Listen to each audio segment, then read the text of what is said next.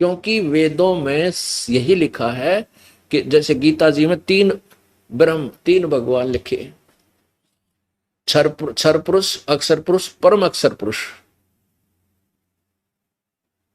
गीता जी अध्याय नंबर 15 के 16 और 17 में।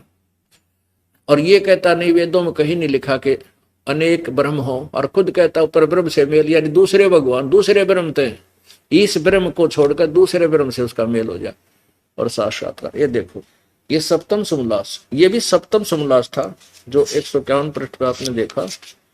ये सप्तम समोल्लास यहाँ से प्रारंभ हुआ है और ये 151 पृष्ठ पर आपने पढ़ा। अब ये सप्तम समोल्लास ही चल रहा है, यानी सातवां समोल्लास पृष्ठ। अब 154 पर तो कह रहे हैं भगवान निराकार है। ये देखो 154 पर प्रश्न किया किसी ने, ईश्वर साकार है व निराकार? उत्तर स्वामी जी का निराकार। अच्छा, फिर 155 पर उसको खंडन कर रहा है, उसका खंडन कर रहा है 155 पे। प्रश्न, परमेश्वर की स्तुति, प्रार्थना और उपासना करनी चाहिए व नहीं? उत्तर स्वामी जी का, नहीं करनी चाहिए। प्रश्न, क्या स्तुति आदि करने से ईश्वर अपना नियम छोड़ स्तुति प्रार्थना करने वाले का पाप छुड़ा देगा, यानी पाप नाश कर देगा? स्वामी जी कहते नहीं। तो फिर स्तुति प्रार्थना क्यों करना, फिर किस लिए करे प्रार्थना, भगवान की स्तुति प्रार्थना? उत्तर स्वामी जी का, उनके करने का अन्य ही फल है, फल अन्य ही है।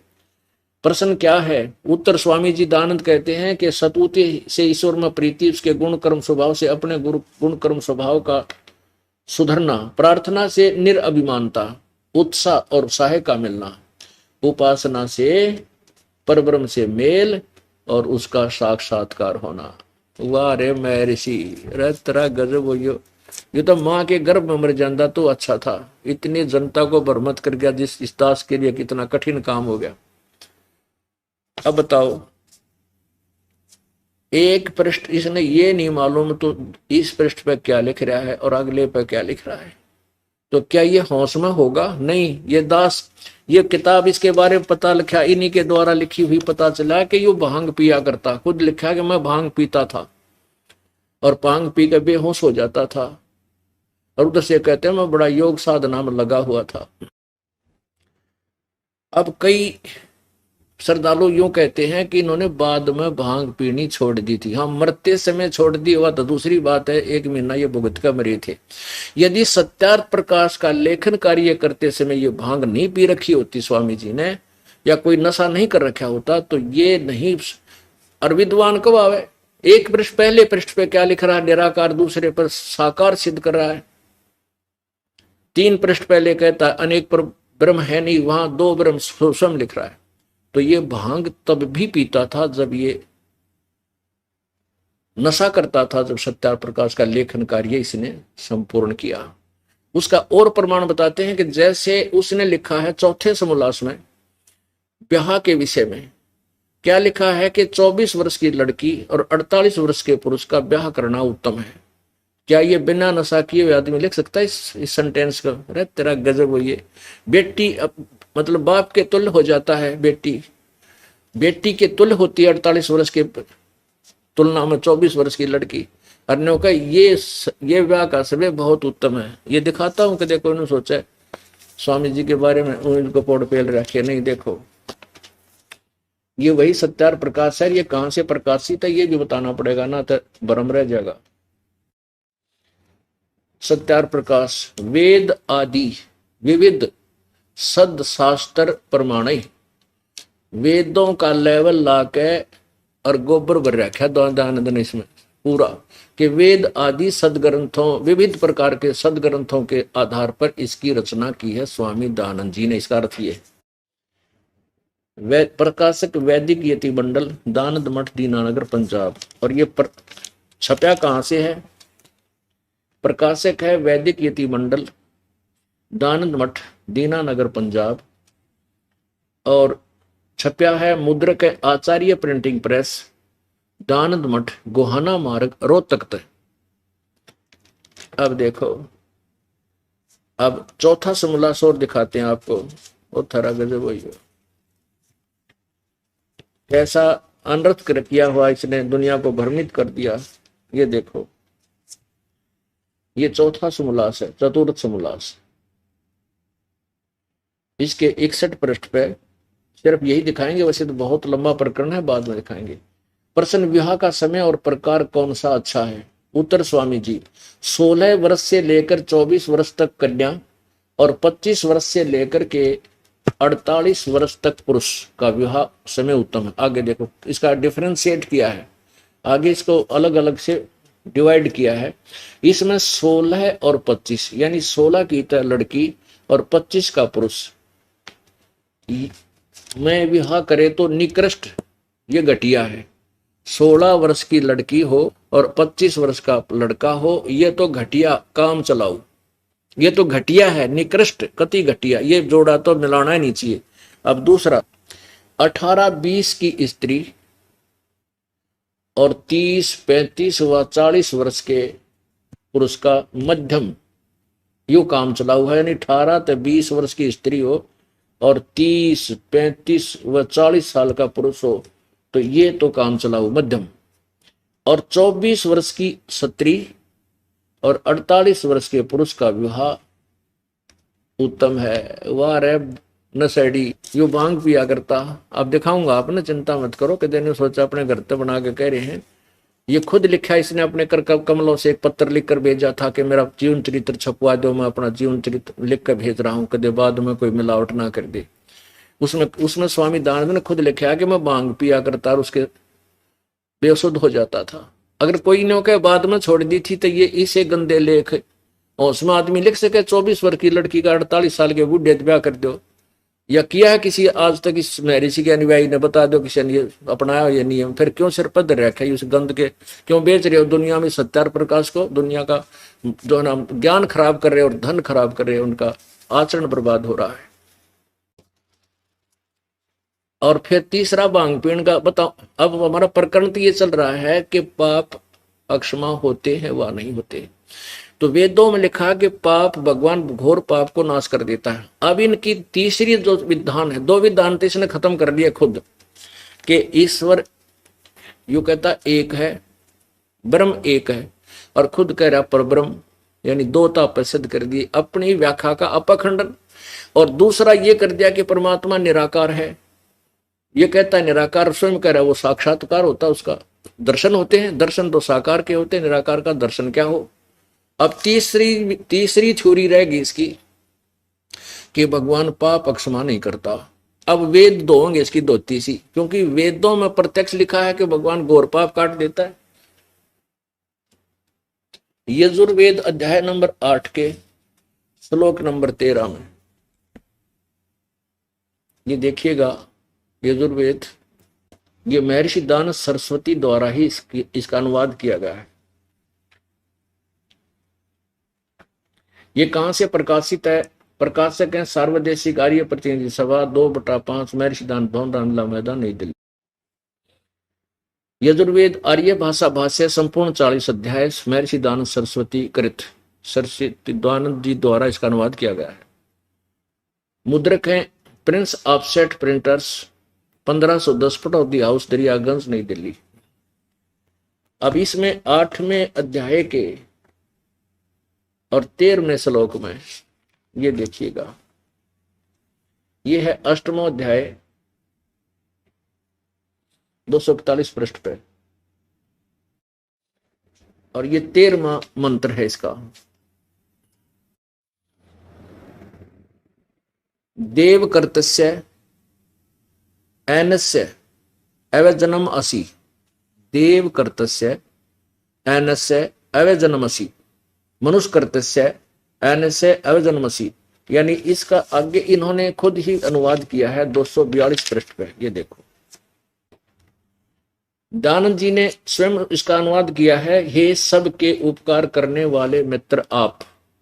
अब इसका समस्या आ गई, यहाँ भगवान तो घोर पाप काटने के लिए कह रहा है, यहाँ इसने लिख दिया सबके उपकार करने वाले मित्र आप, के पढ़ने वाले गोल मोड़ हो जाएंगे, इनको पता ना चलेगा मित्र माने कोई साथी। और मित्र का अर्थ भगवान ये स्वयं सिद्ध करता है सत्यार प्रकाश में, ये यहाँ दिखाना आवश्यक होगा, क्योंकि जिसमें हमारा और आर्य समाज के प्रतिनिधि का ये समाचार पत्रों में लेख प्रति लेख वाद विवाद चला था, तो हमने जब ये छापा कि दयानंद जी को कुछ भी ज्ञान नहीं था वेदों का, ये खुद कहते हैं पाप नाश होते नहीं होते और वेद कहते हैं पाप नाश होते हैं, तो इन्होंने ये लिखा अगर दोबारा अपने उत्तर में कि 8वें यजुर्वेद के 8वें अध्याय के 13वें मंत्र में, वो तो मित्र के बारे में लिखा, भगवान के बारे में नहीं। रामपाल गुमराह कर रहा है क्योंकि उसको संस्कृत नहीं आती। अरे इसमें संस्कृत आणकार ना आणकार को काम में को नहीं, अनुवाद तुम्हारा ही किया हुआ, दास पट का सुना रहा है। मित्र का अर्थ ये खुद कहते हैं भगवान होता है। यहां देखिएगा सत्यार, ये सत्यार प्रकाश,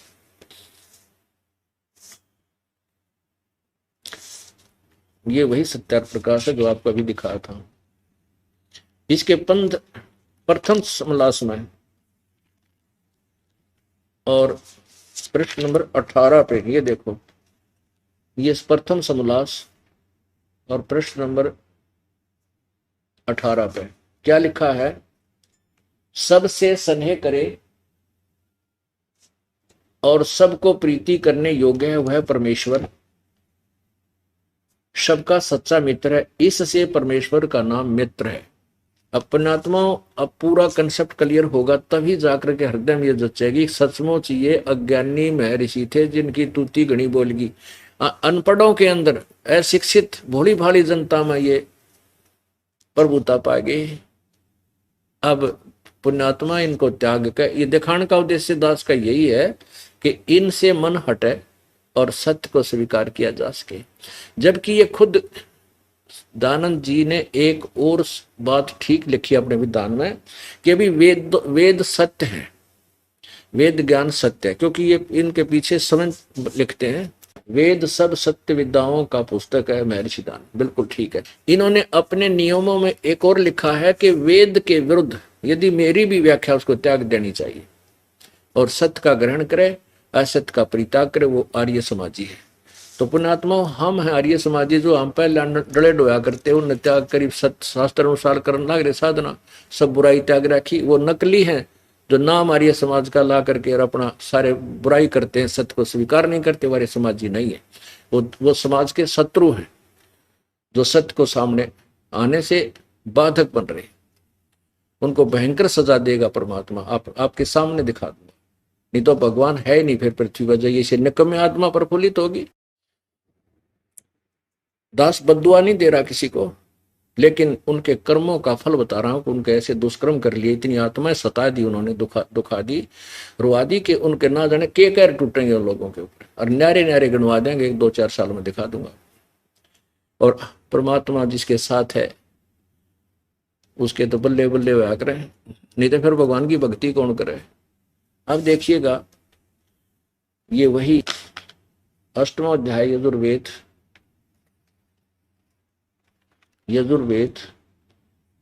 यहाँ 242 पृष्ठ पे। हे सबके उपकार करने वाले मित्र अर्थात परमेश्वर, परमेश्वर आप दान देने वाले के एनस से माने अपराध कहो चाहे पाप कहो, एनस से अपराध, एनस से इन्होंने यह भी अपराध, ये एनस से माने पाप, इसी शब्द का अर्थ एनस से माने पाप भी लिखा है, एन से माने अपराध भी, एन से माने अपराध, एन से माने अपराध, ये एन से माने अपराध, अधर्म को चाहे अपराध को। ये सब प्रकार के सब है, सब के उपकार करने वाले मित्र अर्थात परमेश्वर आप दान देने वाले के, अब देखो दान देने से भी पाप कटते हैं, दान देने वाले के अपराध माने पाप के विनाश करने वाले हो, अक्षमा करने वाले हो। मनुष्य कर्त से साधारण मनुष्यों के किए हुए अनस्य माने पाप अपराध के, अवजन्म माने विनाश करने वाले, असी माने हो।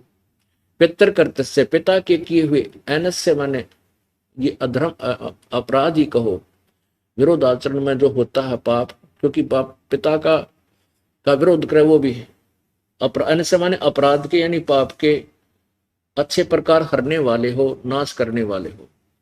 आत्म करते अपने किए हुए अनस्य माने पाप के, अवैधन माने दूर करने वाले, असी माने हो। अनस्य अनस्य हो, अधर्म के अधर्म माने घोर पाप को भी नाश करने हारे हो।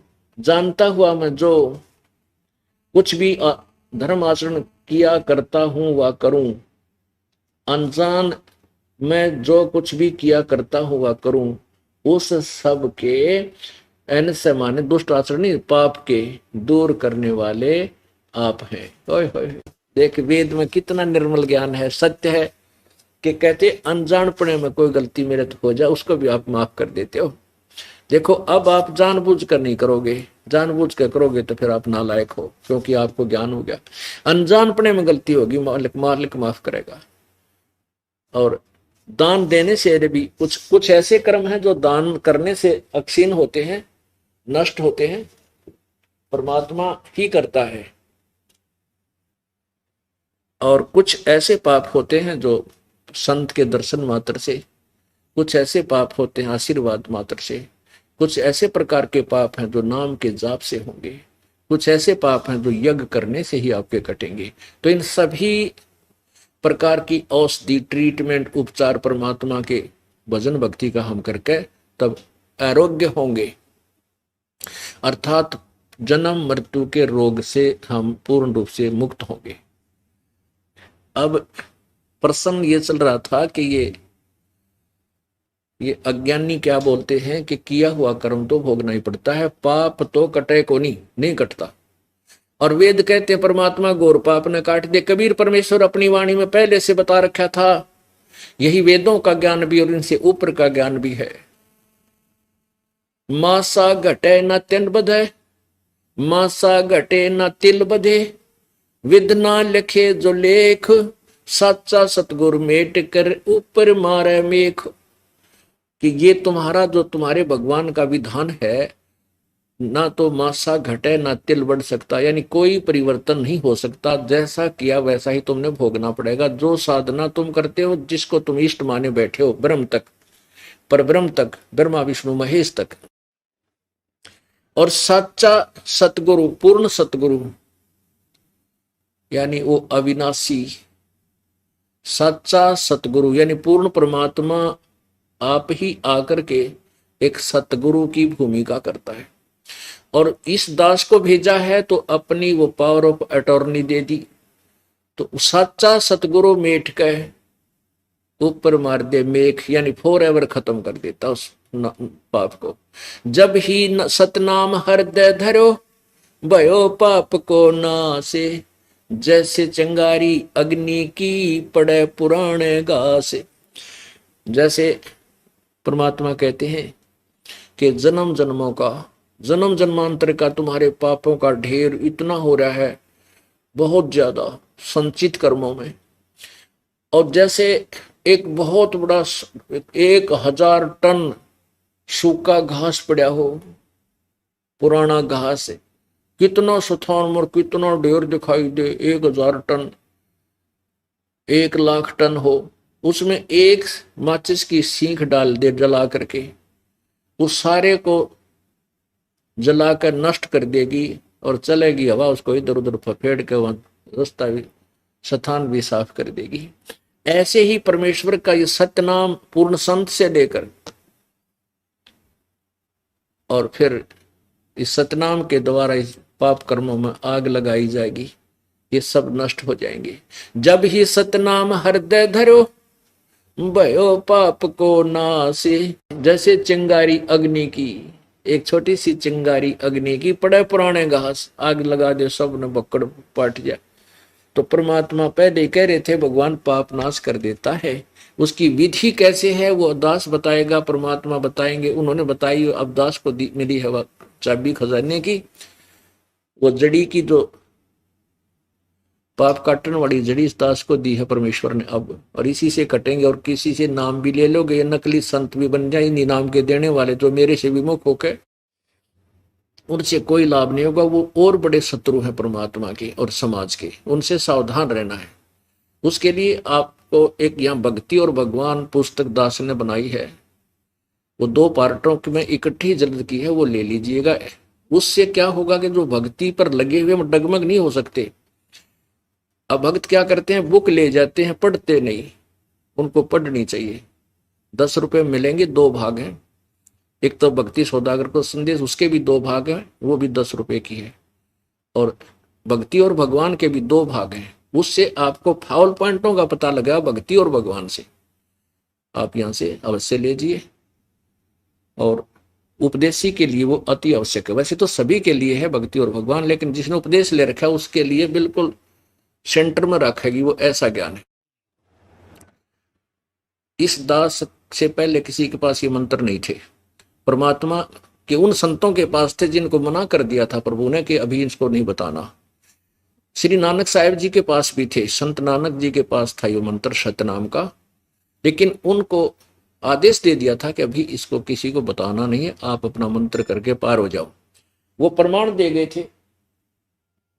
तो अब जो वर्तमान में 2-3 नकली इस दास के पहले शिष्य थे, वो अब उस ज्ञान को चुरा के स्वयं कहीं नाम दान कर रहे हैं, तो उनसे कोई लाभ नहीं हो रहा और ना होगा, वो सबसे बड़े शत्रु हैं। तो उसके लिए ये सावधानी रखना है कि जैसे कोई अधिकारी है, एसएस बोर्ड का चेयरमैन है, सरकार ने उसको पावर दे दी कि जिस पे वो साइन कर देगा उस लिस्ट पे, अपॉइंटमेंट पे, तो उसको नौकरी लड़के को लगेगी। और वैसी ही अपॉइंटमेंट लेटर कोई मेरे जैसा बनाकर अपने साइन कर दे, चेयरमैन नीचे लिख दे, तो वो नहीं चलेगा, वो नकली झूठा है, धोखा कर रहा है। तो ऐसे इस दास के अतिरिक्त इस विश्व में वर्तमान में ना तो कोई संत है, ना अब होगा आने वाले समय में, क्योंकि इससे आगे ज्ञान नहीं रहा। और यही ज्ञान हजारों वर्षों तक चलेगा। कुछ ऐसी व्यवस्था ये दास बनाकर जाएगा, सतलोक जाएगा जब, तो कि आने वाले समय में बीच में कोई और संत पढ़ पाएगा ही नहीं। और इस दौरान बहुत ज्यादा पुण्यात्मा अपने सचखंड चली जाएंगे, उद्धार होगा। तो अब आपको ये दिखाना आवश्यक हो गया कि जो नकली महर्षि दानंद अपने कर कमलों से अनुवाद कर रहा है वेदों का, और क्योंकि भांग पीता था, इसने पता नहीं तो सत्यार प्रकाश में चेंज कर जाता। जब इसने अनुवाद किया और सत्यार प्रकाश भी चलो पहले लिख दिया, तो बाद में संशोधन कर देना चाहिए, कोई बात नहीं, गलती हो जाए लेखक पे, अब वेदों को देखकर संशोधन कर जाता तो भी बात बन जाती है। बिगड़े सांग गणाना मिलो, ये विरोधी नहीं होते कि पाप नहीं कटता, दुख दूर नहीं होते, ये विरोधी इसी के आधार से वेदों विरुद्ध व्याख्या सत्यार्थ पुरुषार्थ वाली के आधार पर हमारा विरोध करते हैं। लोग कहते हैं ऐसे पाप नहीं कट सकते, वहां का कैसे सुख हो सकते हैं, कैसे दुख दूर हो रहे हैं, कैसे रोग कट रहे हैं। और वेदों में लिखा भगवान मृत्यु को प्राप्त हो चुका है, उसको भी वापस जीवित कर सकता है, और अंतिम सांस गिन रहा है उसको भी, उस रोग को काट के 100 वर्ष की आयु दे सकता है स्वस्थ करके। तो यही कारण रहा कि वेदों में ज्ञान सही है। वेदों को ना समझकर वेदों की आड़ में उनके ऊपर लेवल विद्यों का ला करके नकली संतों ऋषियों ने नाश कर रखा था। जैसे एक बोरी के ऊपर लिख रखा है कि बूरा यानी खांड चीनी, और उसमें भर रखी गधे की लीद, तो वो तो खोल के देखा जब पता चला गया बूरा है या गधे की लीद है, तो या गधे की लीद है। इस सत्यार्थ प्रकाश में वेदों का लेवल, बूरा का लेवल, चीनी का लेवल लागे गधे की लीद में रखी है। तो ये खोल के दिखाऊंगा जो पतबीरा पटेगा ना, लेवल ने देख के थोड़ा निषेध हो जाएगा इसमें बुरा है। तो ये रोला पड़ रहा था भाई मेरी गेल यार, ये बेशक पढ़ो, ये तो ढोल के डंके पे बताना पड़ेगा और समाज को जगाना पड़ेगा। अब ये भांग पीता था, ये स्वामी जी स्वयं स्वीकार कर रहे हैं, दास अपनी तरफ से नहीं कर रहा। वैसे मैं तो पहले कहा करता था ये दास कि ये अवश्य कोई नशा करता होगा, जिसके कारण इसने ये नहीं पता तो पहले पृष्ठ पे क्या लिख रहा है, दूसरे पे क्या लिखने जा रहा है, उसका खंडन कर रहा है खुद। और 24 वर्ष की लड़की 48 वर्ष के पुरुष का ब्याह का संयोग उत्तम बता रहा है, होशवास में इंसान नहीं लिख सकता। और दूसरा ये कहता है सूर्य पर ऐसे ही मनुष्य रहते हैं, अन्य पशु प्राणी भी रहते हैं, मनुष्य आदि सारी सृष्टि है। और ये बाग बगीचे झरने सूर्य हैं, वो तो भांग पी गए बोल सकेगा आदमी, या नशा कर रखा, कोई और गोली गाड़ी खाता हो मनमाने नशे की नींद की। ये देखो, ये एक पुस्तक है महर्षि दानंद समग्र क्रांति के अग्रदूत, संपादक हैं स्वामी सत्य प्रकाश सरस्वती, और डॉक्टर रतन कुमारी स्वाध्याय संस्थान इलाहाबाद से ये प्रकाशित है। ये देखना, इसमें प्रारंभ यहां से होती है, महर्षि दानंद जीवन व्रत और कर्तृत्व। लेखिका इसकी है doctor Usha ज्योतिषमती, MC MSc DPhil। और ये कहां से छपी है? डॉक्टर रतन कुमारी स्वाध्याय संस्थान इलाहाबाद से। यहां से फिर देख लीजिए। महर्षि दयानंद निर्वाण सती निर्बंधमाला प्रथम पुरुष। महर्षि दयानंद सरस्वती निर्बंधमाला प्रथम पुरुष। संपादक स्वामी सत्य प्रकाश सरस्वती। प्रकाशक है डॉक्टर रतन कुमारी स्वाध्याय संस्थान विज्ञान परिषद भवन महर्षि दयानंद मार्ग इलाहाबाद प्रथम संस्करण। अब यहां देख मुद्रक है सरयू प्रसाद पांडे नागरी प्रेस आलोपी बाग इलाहाबाद। इसके ये 8वें पृष्ठ पे है।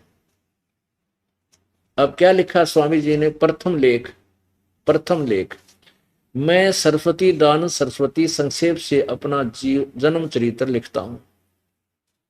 अपने आत्माओं, दयानंद जी ने अपना पत्र भेजा एक संस्था के पास कि मेरा जीवन चरित्र में टुकड़े टुकड़ों में लिखकर भेजूंगा, अब ये समय नहीं है तो आप इसको एकत्रित करते रहना और छाप देना। तो इसने प्रथम लेख में लिखा है कि मैं अपना घर और अपने स्थान और माता पिता का यथार्थ नाम इसलिए नहीं लिख रहा हूं कि कहीं मेरे माता पिता जिंदे हों, जीवित हों और मेरे पास आ जावें और मैंने उनकी सेवा करनी पड़ जाए और कहीं उनके काम, उनके लिए कोई पैसा खर्चना करना पड़ जावे, इसलिए मैं माता पिता और अपने घर का ठीक ठिकाना नहीं बता रहा हूं। अरे तेरा गजब हो। औरों को तो कहते हैं माता पिता से बढ़कर कोई गुरु नहीं, माता पिता से बढ़कर कोई सेवा नहीं, और खुद कहता स्वामी जी कि मैं माता पिता की सेवा और उनके लिए समय बर्बाद करना नहीं चाहता। अरे तेरा गजब भैया। परमात्मा कहते पंडित और मसालची दोनों सूझे ना, औरों को करें चांद ना रहे आप अंधेरे में। ये देखो इसी के प्रश्न नंबर 8 पर जीवन व्रत और कर्तृत्व प्रथम लेख मैं स्वामी दयानंद सरस्वती संक्षेप से। अब अपने आगे स्वामी भांग पी के लिख सका आदमी, अपने आगे श्री नहीं लिखा करता, खुद लिखने वाला श्री या स्वामी नहीं लिखा जाता। मैं स्वामी दयानंद सरस्वती संक्षेप से अपना जन्म चरित्र लिखता हूं।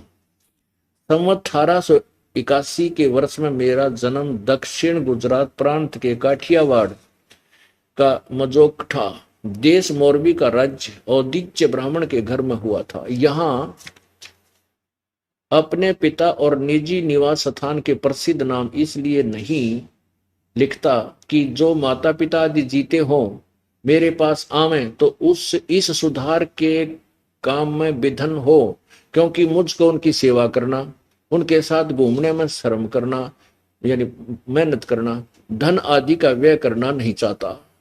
अरे वाह महर्षि, आप तेनों कह मैं माता पिता की सेवा करना नहीं चाहता और ना उनके लिए 2 पैसे लाना चाहता, कहीं मेरे काम में बाधा ना पड़ जाए। अरे भले आदमियों, एक किसान है, एक दुकानदार है, कर्मचारी या अधिकारी है, कोई मजदूर है, सब अपने अपने काम में व्यस्त हैं। ऋषि महर्षियों का ये काम हो है भी अपना काम करें, और उसमें मान ले एक किसान है वो ने कहा मैं अपने माँ बाप की सेवा क्यों करूं, महर्षि भी ना करा करता, दिन पढ़ा को ना थोड़ा पढ़ाइयो है ना तो यह भी आग लग जाओ कि अब एक किसान अब सारा दिन धंधा करता है, सुबह से लेकर शाम तक, रात को भी लगा रहता है कि पानी पूनी से चाय का वार आ जाए, और वो भी फिर कह दे भाई मेरे किसान किस खेती के काम में बाधा बने और माँ बाप की सेवा मैं ना करना चाहता, पैसे भी लगाने पड़े, बीमार शमार हो जाएंगे तो वो भी कह सकता है, उसका वही काम है। और संत और गुरुओं का यही काम है। और मान ले माता पिता उसके पास आ जाते तो क्या बिजली गिर जाती, उनकी सेवा करने में क्या हानि होती। यहाँ ये दास है, यहाँ पर प्रत्येक महीने में कम से कम 50,000 व्यक्तियों का आवागमन रहता है और उनकी सबकी सेवा हो रही है यहाँ पर। और यहाँ मेरे माता पिता भी रह रहे हैं तो उनकी सेवा में बता के पहाड़ टूट जाएगा, 2 रोटियां खावे सुबह शाम।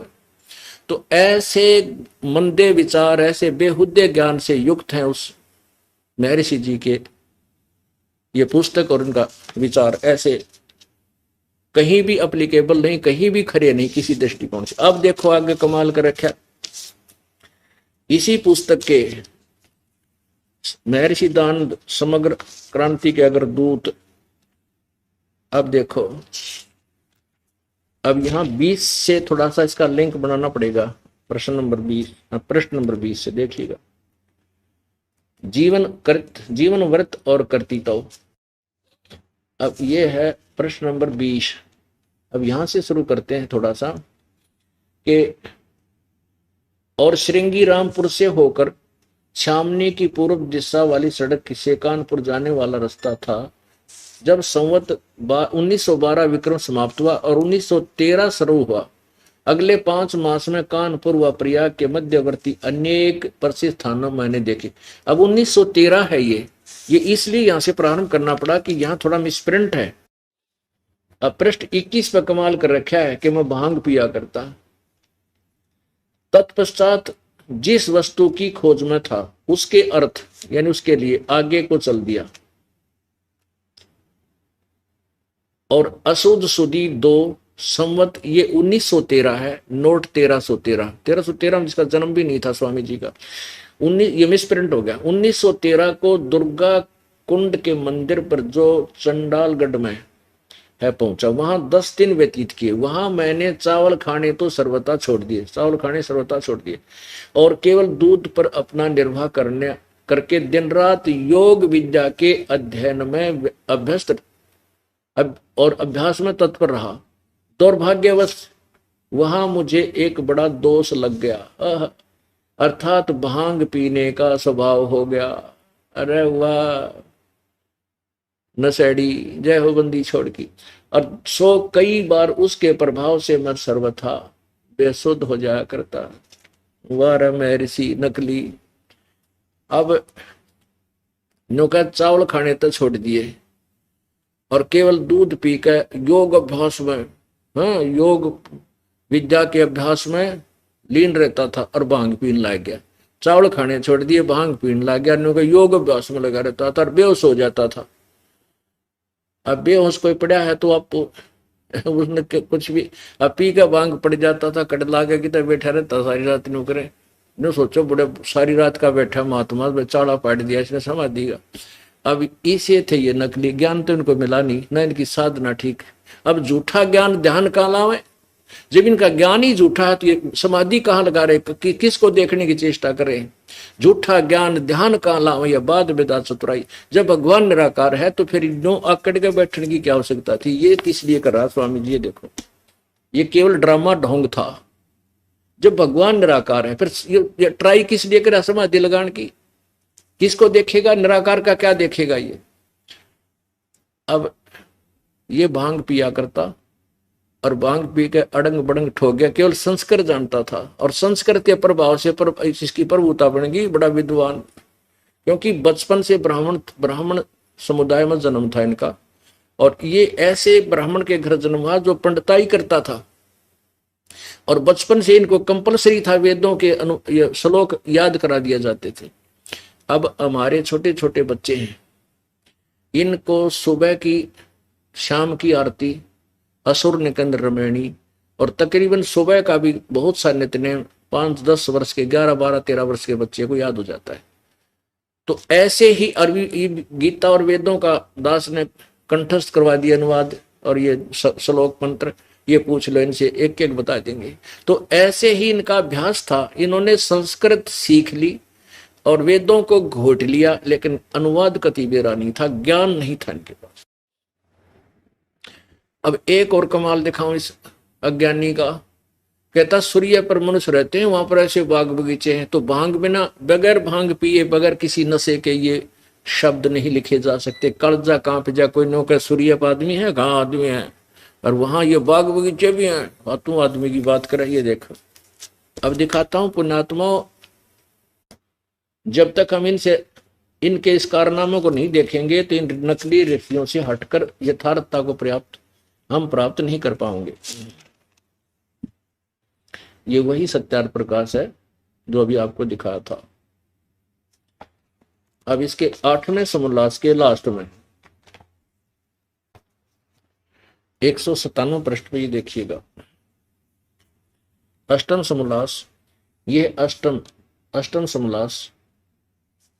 और यहां पर है प्रश्न क्या कि सूर्य चंद्र और तारे क्या वस्तु हैं और उनमें मनुष्य आदि सृष्टि है व नहीं। मनुष्य आदि यानी मनुष्य आदि माने और पशु पक्षी ये हैं या नहीं, प्रश्न किया स्वामी दयानंद जी से। स्वामी दयानंद जी ने उत्तर दिया ये सब भगोल लोक और इनमें मनुष्य आदि प्रजा भी रहती हैं। आड़े तोड़ हो गया, वैसे तो क्लियर हो गया, कंसेप्ट ही क्लियर है इनका। फिर भी विस्तृत जानकारी दी है। पृथ्वी जल अग्नि वायु आकाश चंद्र नक्षत्र और सूर्य इनका वसु नाम इसलिए है कि इन्हीं में सब पदार्थ और प्रजा बसती है और ये ही सबको वसाते हैं, जिसलिए वास के निवास करने के घर हैं। ये निवास करने के घर हैं सूर्य चांद भी, इसलिए इनका नाम वसु है। जब पृथ्वी के समान सूर्य चंद्र नक्षत्र वसु हैं तो पश्चात उनमें इसी प्रकार प्रजा होने में क्या संदेह है। अरे वाह, न्यू कह जब यह पृथ्वी छोटा सा लोक पृथ्वी यो भी वसु है और सूर्य भी वसु है, तो जिस प्रकार इस पृथ्वी पर आदमी है और प्रजा भी है, तो क्या सूर्य पर होने में कोई संदेह, क्या संदेह है? नहीं, वहां पर भी है, ये सभी रहते हैं। ये देखो क्या संदेह है। और जैसे परमेश्वर का एक छोटा सा लोक मनुष्य आदि सृष्टि से भरा हुआ है, तो क्या वे सब लोग शून्य होंगे? परमेश्वर का कोई भी काम निष्प्रयोजन नहीं होता।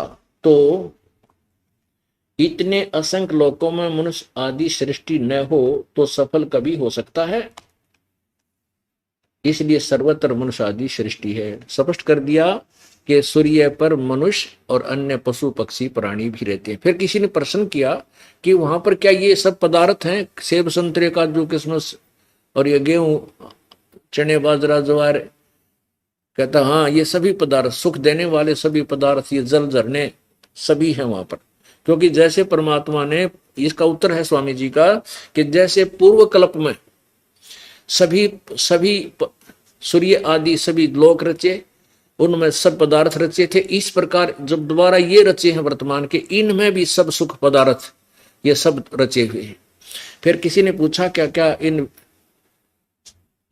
इन वेदों का सूर्य पर रहने वाले ये व्यक्ति इन्हीं को पढ़ते हैं? कहाँ इन्हीं को पढ़ते हैं? अरे थरा गजब हो, खा लिया खून से देव इन ऋषियों ने। ये देखो, ये वही सत्यार प्रकाश है और 198वें पृष्ठ पर चल रहा है। अब यहाँ के बताओ है स्वामी जी क्या बताया कि धाता यानी परमात्मा ने जिस प्रकार के सूर्य चंद्र धो भूमि अंतरिक्ष और ततरसत यानी वहां पर स्थापित सुख विशेष पदार्थ पूर्व कल्प में रचे थे, वैसे ही इस कल्प में, कल्प अर्थात इस सृष्टि में रचे हैं। अब देखो सूर्य पे, चंद्रमा पे और धरती पे, और वहां धरती ये सब रची और उनके ऊपर ततरसत माने वहां पर जो रहते रखे हैं जो पदार्थ हैं वो सुख विशेष पदार्थ यानी काजू के किस्मत संतरे, ये गेहूं चने ज्वार बाजरे और शीतल जल, ये सब कहते हैं सूर्य पर पहले पूर्व काल में भी कल्प में रचे थे और वैसे ही इस कल्प में यानी वर्तमान में भी हैं, इस सृष्टि में भी रचे हैं तथा सब लोक लोकांतरों में भी बनाए हैं, भेद किंचित मात्र नहीं होता। फिर प्रश्नकर्ता ने प्रश्न किया कि जिन वेदों का इस लोक यानी पृथ्वी पर प्रकाश है, उन्हीं वेदों का उन लोकों में अर्थात सूर्य में रहने वाले लोक में भी प्रकाश है वानी? स्वामी जी कहते उन्हीं का है, यानी सूर्य पर जो आदमी रहे हैं वो वेद भी इन्हीं वेदों को पढ़ते हैं। आगे देखो, उन्हीं का है। जैसे राजा की राज व्यवस्था नीति सब देशों में समान होती है, उसी प्रकार परमात्मा राजेश्वर की वेदोक्त नीति उनके सृष्टि रूप सब राज्य में एक सी है। निरंजन धन तेरा दरबार, निरंजन धन तेरा दरबार, जहां पर तनिक न न्याय विचार, जहां पर तनिक न न्याय विचार। वैसा ओढ़े मुल मुल खासा, गल मोतियों के आर। वैसा ओढ़े मुल मुल खासा, गल मोतियों के आर। पति भरता को मिले न खादी, व सूखा निरस आहार। निरंजन धन तेरा दरबार निरंजन, धन तेरा दरबार। जहां पर तनिक न न्याय विचार।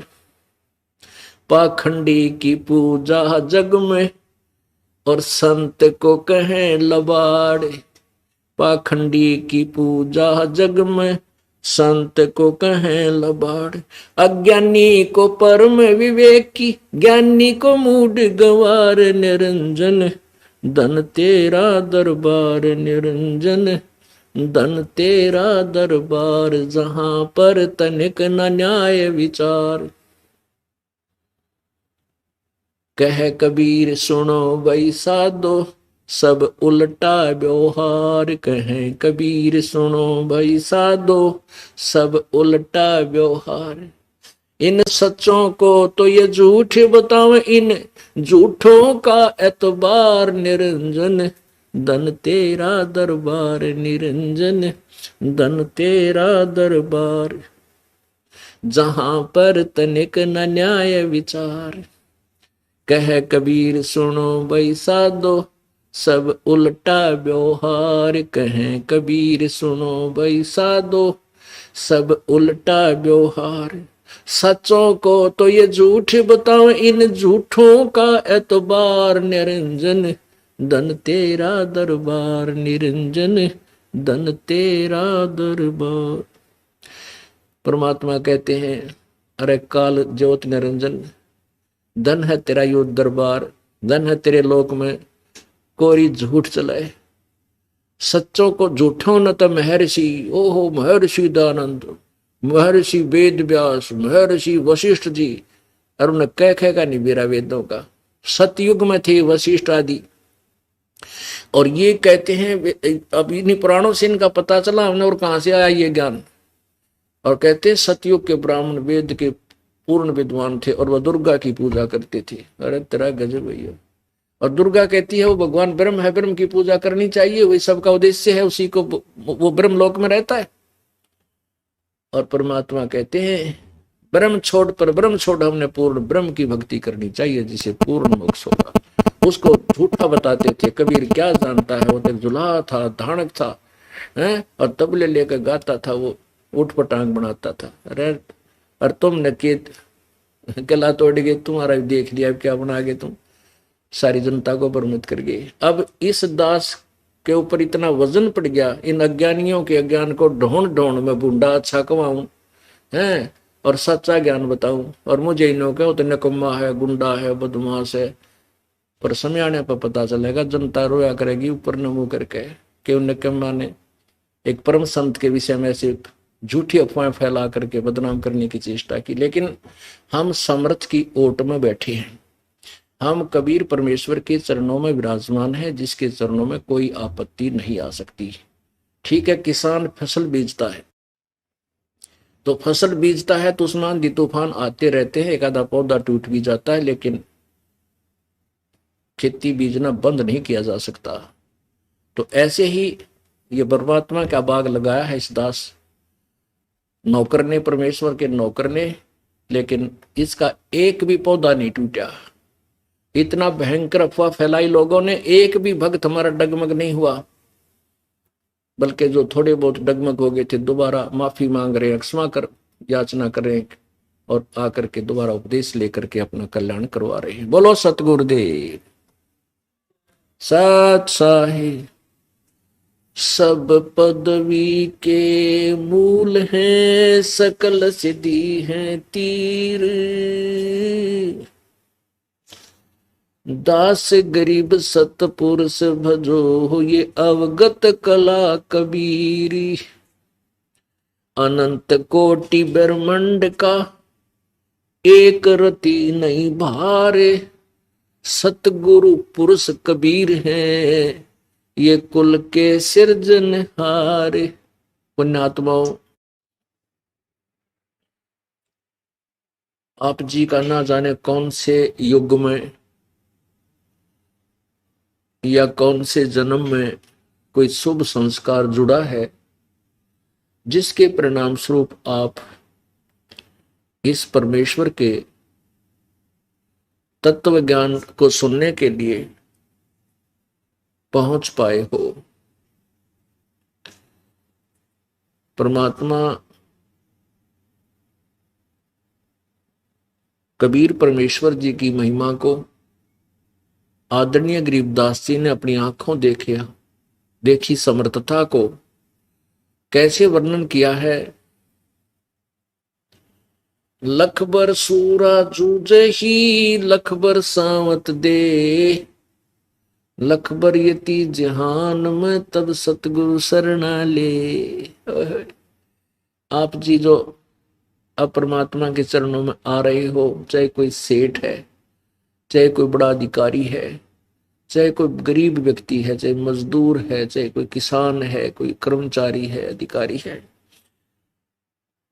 आपके भक्ति यानी सिमरन वाले जो पुण्य है, सिमरन की जो कमाई है, नाम की जो कमाई है, वो तो सबकी एक समान है। उससे परमात्मा के नाम की कमाई के आधार से आपको मानव शरीर मिलते हुए आ रहे हैं, और उसी नाम की कमाई के आधार से आपको इस दास के पास आने का सुअवसर मिला है।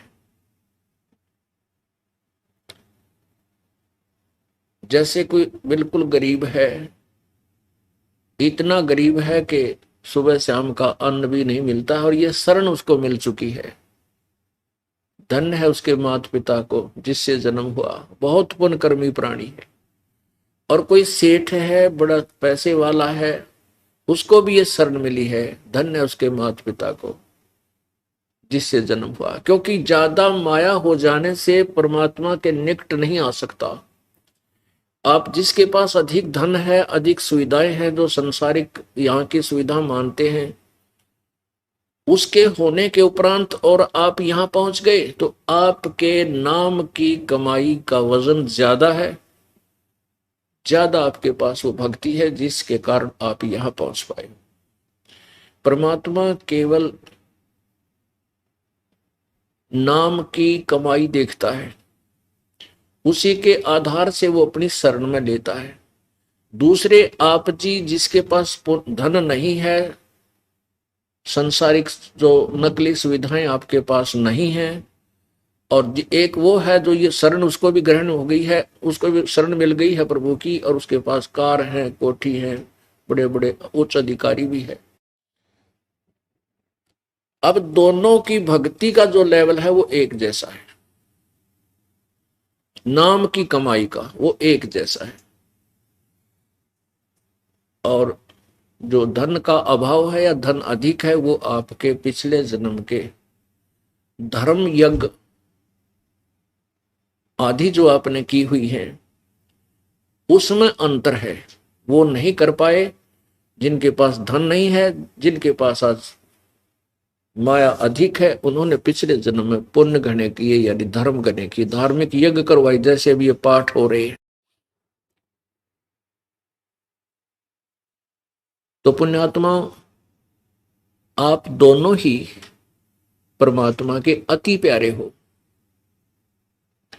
परमात्मा क्या कहता है, कबीरा सब जग निर्धना धनवंता ना कोय, धनवंता सो जानिए जिस पर राम नाम धन होए।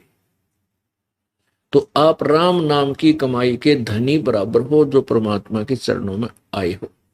और ये कमाई आपने ना जाने कौन से समय में, किस जन्म में परमेश्वर के साथ रहकर या उनके द्वारा भेजे गए किसी दास तत्वदर्शी संत के साथ रह के कमाई की हुई है। अब आप यहां आ रहे हो, ये विश्व में एकमात्र शास्त्र अनुकूल साधना है जिसका सीधा प्रतिफल मिलता है और अत्यधिक मिलता है। अब जैसे आपको बताया है कि आप जी अपने घर से चलते हो, इस सथल पर सतलोक आश्रम में आने के लिए और विशेष श्रद्धा और कसक के साथ, जैसे विद्यार्थी बालक स्कूल आता है, विद्यालय में आता है, वो चाहे किसी बड़े अधिकारी का पुत्र है, चाहे बड़े किसी राजा का पुत्र है या कोई गरीब का है, वहां वो केवल एक विद्या ग्रहण के लिए आता है और वो उसको यहाँ वह याद नहीं रहता बच्चे को कि मैं कौन किसका हूं, वो केवल अपने आप को विद्यार्थी जानता है। और एक ही जैसे बेंच पर या फर्श पर, जमीन पर सभी विराजमान होते हैं, वहां एक ही जैसी सबके साथ व्यवहार होता है। तो इस भाव से जब आप सतलोक आश्रम में आते हो, आपका यहां आने में जितने भी कदम आपके, एक एक कदम जो आपका एक यज्ञ के तुल्य है। चाहे आप रेलगाड़ी में आते हो, चाहे आप कार गाड़ी में आते हो, चाहे पैदल आते हो जो आसपास के हैं, तो एक एक कदम आपका एक यज्ञ के तुल्य है। एक यज्ञ को करने में कितना समय लगता है? जैसे एक यज्ञ करते हैं, उसमें 100 मन देसी घी, एक धर्म यज्ञ में 100 मन देसी घी लगाया जाता है। इब 100 मन भैंस का घी जहां प्रयोग होगा तो उसमें आटा और अन्य वस्तुएं कितनी लगेंगी और भोजन भंडारे के लिए कितना खर्चा होगा, वो आप हिसाब लगा लो। तो वो पुण्य आपको एक कदम से मिल जाएगा। किसको मिलेगा? बिल्कुल अधीन होकर आएगा। संत दर्शकों चालिए तजमाया अभिमानी, जो जो कदम आगे रखे सो सो यज्ञ समान।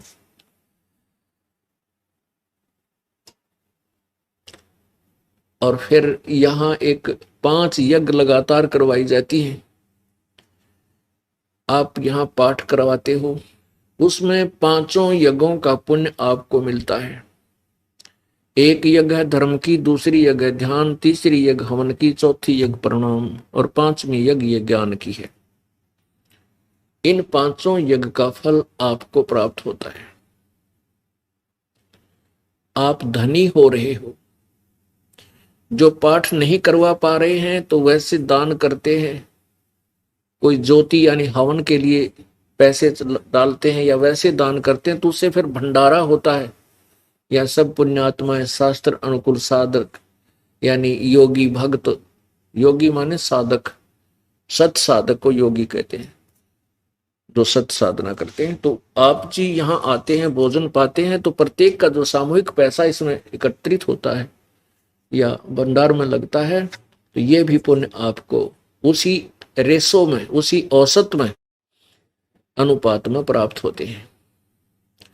फिर सिमरण का, जो सतनाम, जो पहले मंत्र का जाप है उसकी कमाई, और फिर जो सतनाम का सिमरण जो दास आपको देता है, परमेश्वर कबीर जी का द्वारा दिया हुआ, बताया हुआ, उस एक श्वास के सिमरण की कितनी कमाई है।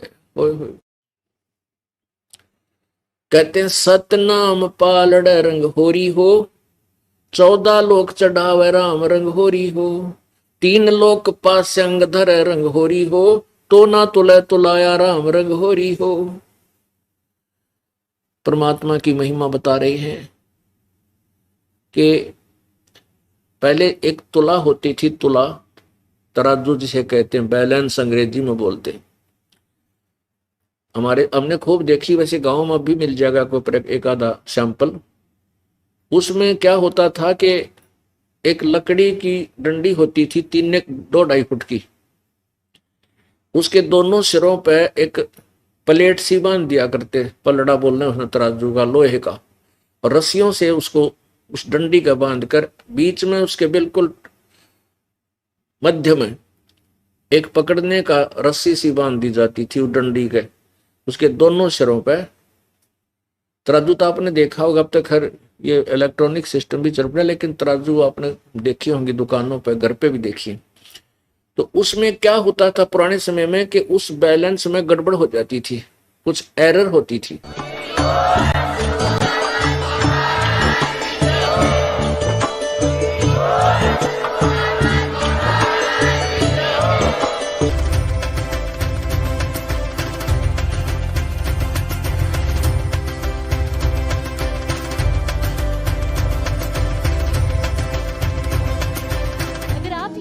YouTube पर देख रहे हैं तो हमारे चैनल को सब्सक्राइब करें और बेल आइकन को दबाना ना भूलें। अगर आप Facebook पर ये वीडियो देख रहे हैं तो हमारे पेज को लाइक करें।